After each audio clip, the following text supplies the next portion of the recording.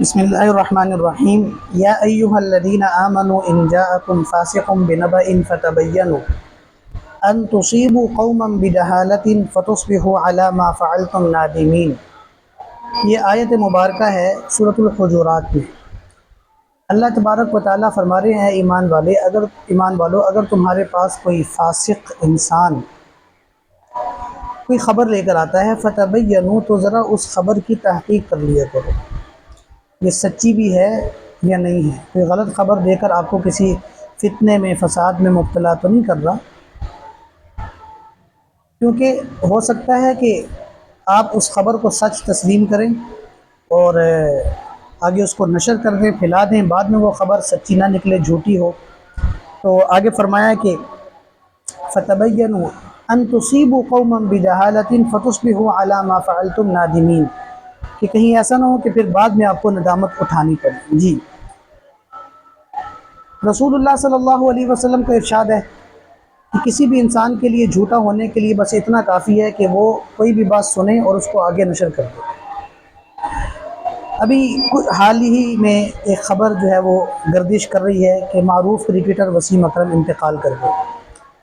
دنیا سے ہر کسی نے جانا ہے، لیکن کب جانا ہے یہ میں اور آپ طے نہیں کریں گے، یہ اللہ تبارک و تعالیٰ نے طے کر رکھا ہے۔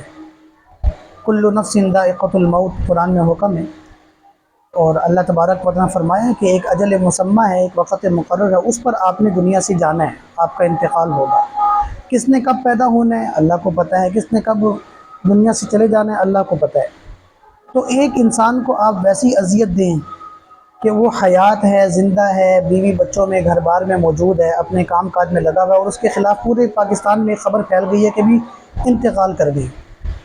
اور یہ جو آج کل اے آئی آئی ہوئی ہے، اس کا مثبت استعمال، پازیٹیو اس کا استعمال کرنے کے بجائے ہم نیگیٹو اس کا استعمال کر رہے ہیں کہ اب ایسے افراد کو جو ہے وہ ان کی تصویریں لگا کر پیچھے جو ہے نا وہ وائس کو کور کر کے ان سے مطلب یہ کہلوایا جا رہا ہے، مطلب یہ شو کیا جا رہا ہے کہ جیسے یہ خبر یہ دے رہے ہیں بابر اعظم کی تصویر ہے، شاہد افریدی کی تصویر ہے، شعیب اختر کی تصویر ہے، اور وہ کہہ رہے ہیں کہ بڑے افسوس کی بات ہے کہ معروف کرکٹر وسیم اکرم صاحب انتقال کر گئے۔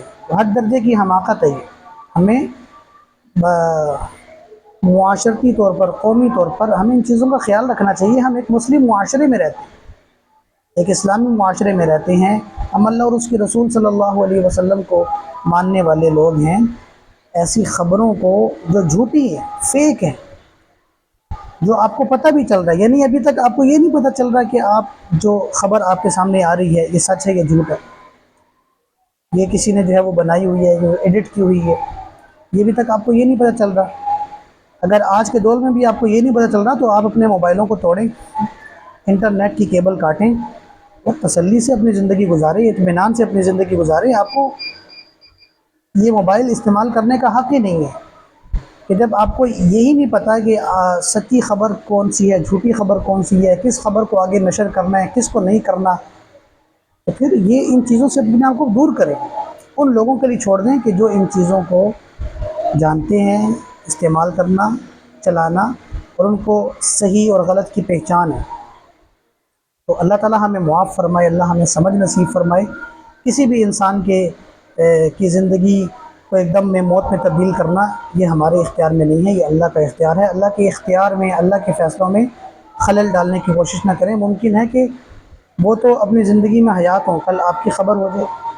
آپ کی خبر اگر کسی نے شائع کر دی، آپ زندہ ہیں، تو آپ بتائیں آپ پر کیا بیتے گی، آپ کے بچوں پر، آپ کے خاندان پر کیا بیتے گی۔ بس اوقات ایسا ہوتا ہے کہ یہ ایسے لوگ ہیں کہ یہ آج یہاں پر ہیں، کل وہاں پر ہیں، ملک سے باہر ہیں، اب خبر پھیل گئی اور گھر میں رابطہ نہیں ہوا تو پیچھے خبر گھر والوں تک پہنچی تو وہ تو ایک دم سے جو ہے وہ پریشان ہو جائیں گے۔ کوئی ہارٹ کا پیشنٹ ہے، کوئی شوگر کا پیشنٹ ہے، کوئی بلڈ پریشر کا پیشنٹ ہے، کسی بھی وقت کسی کو کچھ بھی ہو سکتا ہے، کون ذمہ دار ہوگا؟ تو میرے عزیزوں، میرے دوستوں، ایسا مت کیا کریں۔ اللہ تعالی ہم سب کو سمجھنے کی توفیق نصیب فرمائے۔ السلام علیکم ورحمۃ اللہ وبرکاتہ۔